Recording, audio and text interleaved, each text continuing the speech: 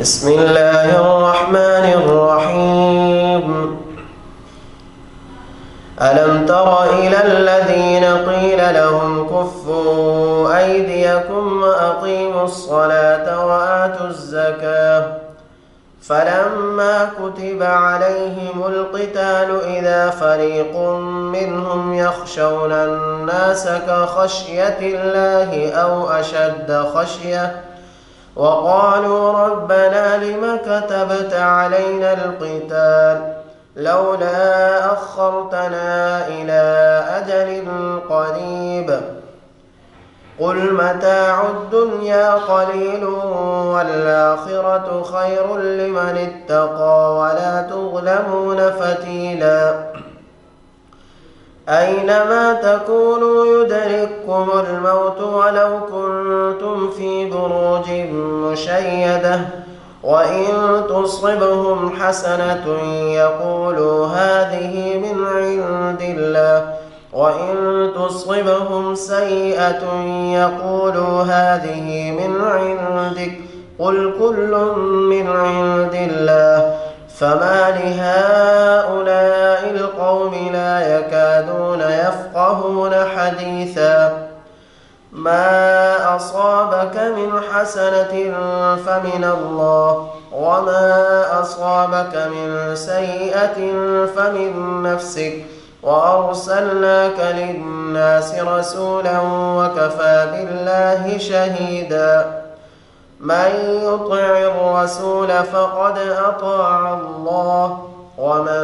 تولى فما أرسلناك عليهم حفيظا ويقولون طاعة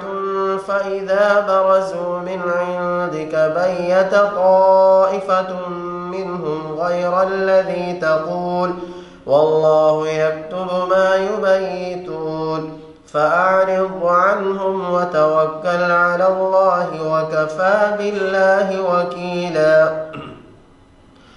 أفلا يتدبرون القرآن ولو كان من عند غير الله لوجدوا فيه اختلافا كثيرا وإذا جاءهم أمر من الأمن أو الخوف أذاعوا به ولو ردوه إلى الرسول وإلى أولي الأمر منهم لعلمه الذين يستنبطونه منهم ولولا فضل الله عليكم ورحمته لاتبعتم الشيطان إلا قليلا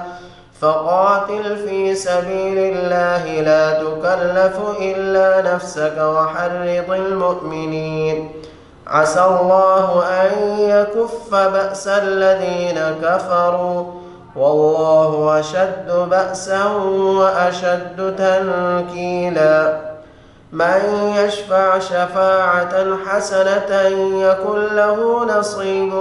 منها ومن يشفع شفاعة سيئة يكن له كفل منها وكان الله على كل شيء مقيتا